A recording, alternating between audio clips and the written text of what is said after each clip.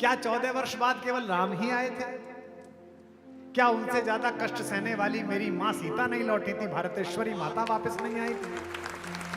क्या अयोध्या को उनके आगमन पर प्रसन्न नहीं होना चाहिए था? इसलिए मैंने राम पर गीत लिखा।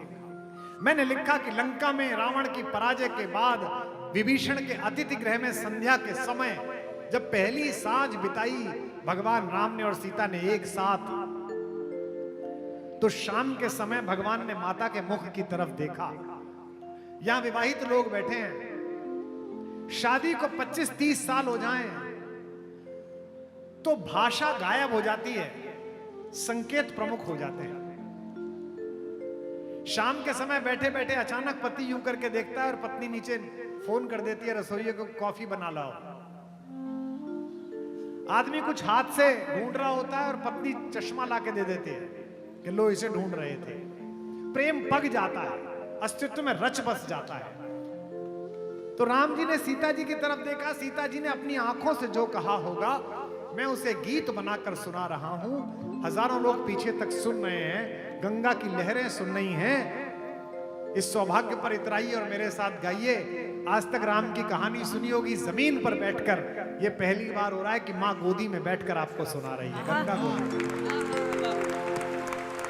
कि चलो अब लौट चले रघुराई, चलो अब लौट चले रघुराई, चलो अब लौट चले रघुराई, चलो अब लौट चले रघुराई।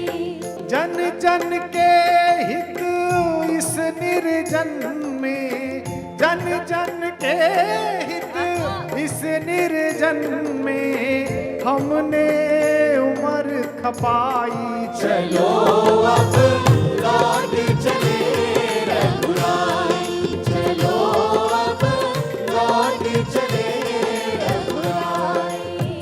जो राम के साथ जीवन बिता रही हूं उनको क्या कष्ट है, लेकिन दोनों कष्ट में है। लंका में न राम खुश हैं, जीतने के बाद ना मेरी मां खुश है। शाम के समय लक्ष्मण पूछते हैं कि भैया पूरे विश्व में आपका यश फैल गया है, मां आपके पार्श्व में है, हनुमान चरणों में है, मैं प्रणाम में खड़ा हूं, चेहरा इतना म्लान क्यों है?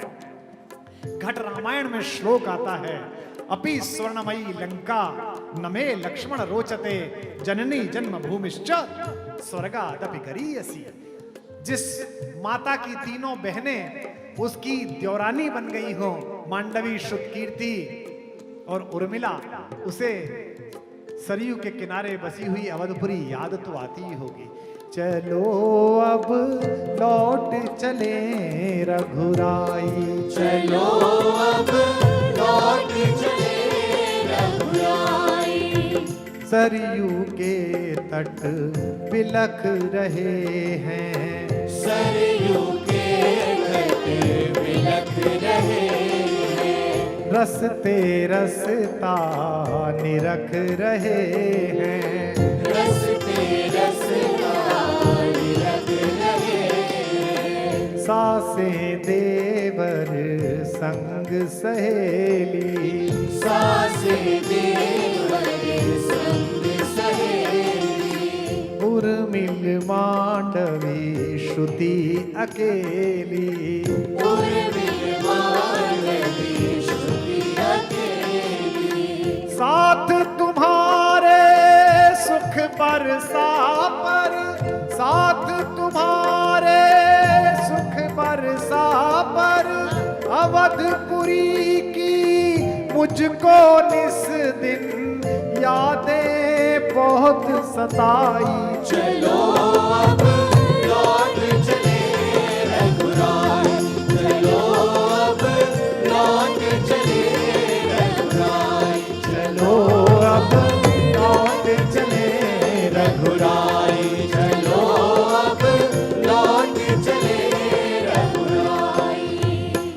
राम मन गए तो किस लिए गए? इसलिए कि देवता चाहते थे, दुनिया चाहती थी। लेकिन इस भारत की महिलाओं का चरित्र माता सीता की कहानी से प्रभावित है। ये जितने व्यापारी बैठे हैं अपनी पत्नियों के साथ, इस वाले प्लॉट को बेच देने में फायदा है जी, जरा सिग्नेचर कर दो। सिग्नेचर सिग्नेचर कर देती है। इस वाले शेयर को बेचने में फायदा, सिग्नेचर कर दो, सिग्नेचर कर देती है। इस वाले को खरीदने में फायदा, सिग्नेचर कर दो, सिग्नेचर कर देती हैं। किसी ने नहीं पूछा, पता ही नहीं है। पति जो कर रहा है ठीक ही कर रहा होगा, पत्नी जो कर रही है घर में वो ठीक ही कर रही होगी। इस लोकमंगल की धारणा के कारण ही भारत का दाम्पत्य जीवन मां सीता और राम की कहानी से प्रेरित होकर चलता है। देवों का दुनिया का सपना, देवों का दुनिया का सपना, तुमने मान लिया था अपना, तुमने मान लिया था अपना। ये सीता कह रही हैं। देवों का दुनिया का सपना, देवों का दुनिया का सपना, तुमने मान लिया था अपना, तुमने मान लिया था अपना। पर मेरी सांसों ने माना, पर मेरी सांसों ने माना, केवल नाम तुम्हारा जपना, केवल नाम तुम्हारा जपना। शंका तो किसी बात पर कर लो। मेरे को जहाज में मिल गया एक, दिल्ली में तो बड़े ज्ञानी है साहब, आप लोग तो बच गए। इतने सारे ज्ञानी है कि हमने घेर के उनका विश्वविद्यालय बना रखा है। एक मुझे प्रोफेसर मिला, वो मुझसे कह रहा था जहाज में मिल गया, होगा 30-32 साल का। बोला साहब आप अच्छे खासे आदमी थे, ये राम वाम पे क्यों बोलने लगे? मैंने कहा भैया राम वाम नहीं होता, राम इधर है वाम तू है, अलग अलग है दोनों। मैं राम पे बोलता हूं। बोले कि आपके राम इतने ना समझते कि सोने के हिरन के पीछे चले। मैं चुप रह गया, मैंने कहा मूर्ख है। इतने बीच में वो खाना देने वाली कन्या आ गई, व्योमबाला एयर होस्टेस, तो पीछे से उसका छोटा बच्चा आया, उसकी पत्नी पीछे बैठी थी सास के साथ, 1.5 साल का बच्चा था। उसको लघुशंका जाना था, टॉयलेट जाना था। उसने अपने बाप से कहा पापा चूचू आ रही है, तो उसके बाप ने उसी भाषा में बोला अच्छा मेरे बेटे को चूचू आ रही है। तो मैंने उससे पूछा कि आप इसी भाषा में क्लास पढ़ाते हो क्या? बोले नहीं नहीं, ये तो मैं इसका मन रखने के लिए अभिनय कर रहा हूं। मैंने कहा तू अपनी औलाद का मन रखने के लिए अभिनय कर सकता है, तो हमारा बाप भी जब पृथ्वी पे आया तो हमारा मन रखने के लिए अभिनय किया और सोने के हिरन के पीछे भागा। पर मेरी सांसों ने जाना, पर मेरी सांसों ने जाना, केवल नाम तुम्हारा जपना, केवल नाम तुम्हारा जपना। भाग्यहीन जग कुछ भी माने, मैं जानी या बस तुम जाने, सोने के माया मृग पीछे, सोने के माया मृग पीछे, प्रभुता क्यों बोराई चलो अब लौट चले रघुराई, चलो अब लौट चले रघुराई, चलो अब लौट चले रघुराई, चलो अब। अंतिम मंद पढ़ रहा हूं इस कविता का। चलो अब लौट चले रघुराई, चलो अब लौट चले रघुराई। ये सवाल इस देश की व्यवस्था से, इस देश के बुद्धिजीवियों से पूछा जाना चाहिए था, लेकिन लोग अपनी अपनी पार्टियों के हित में उलझे रहे, वोट बैंक साधने में उलझे रहे। 75 वर्ष ये सवाल पड़ा रहा, तब जाकर भगवान अपने मंदिर में वापस लौटे। इस सवाल को पूछने में लोगों की जबान लड़खड़ाती है कि एक नदी में नहाने के लिए शुल्क क्यों लगाया गया। यहां दशमेश पिता गुरु गोविंद सिंह के वंशज मुझे दिखाई दे रहे हैं, पगड़ीधारी सिख। इनका पुरुषार्थ और पराक्रम इतना अद्भुत है, पूरे विश्व में एक गुरुद्वारा ढूंढ कर ला दीजिए जो किसी दूसरे के धर्म स्थान को तोड़कर बनाया गया। 24 तीर्थंकर क्षत्रियों के जिस जैन समाज में हुए, एक जिनालय ढूंढ कर ला कर दीजिए जो दूसरे के धर्म स्थान को तोड़कर बनाया गया। ये आप किस तरीके से सोचते हो हुजूर रेगिस्तान से आकर ऊंट पर बैठकर कि वर्चस्व के लिए पहला काम यही है कि आप दूसरे के मंदिरों को तोड़ दें? जब भगवान का विग्रह प्रकट हुआ अयोध्या जी में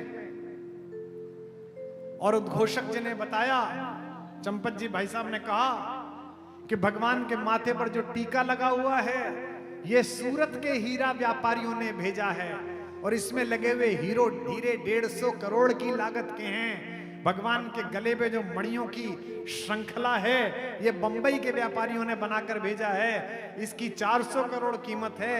ये जो 7 दरवाजों पर सोना मड़ा है ये 600 करोड़ है। तो मेरे मन में केवल एक बात आई कि आज से 500 साल पहले जिस जाहिल ने ये सोचकर ये मंदिर तोड़ा था कि हिंदुओं के मंदिर से हीरे जवाहरात मिलेंगे, उन्हें लूटकर हम अमीर हो जाएंगे, बगदाद पार के वो जाहिल आज भी गधे पर सवारी कर रहे हैं और मेरे राम के मुकुट में हजारों के हीरे टंगे हैं।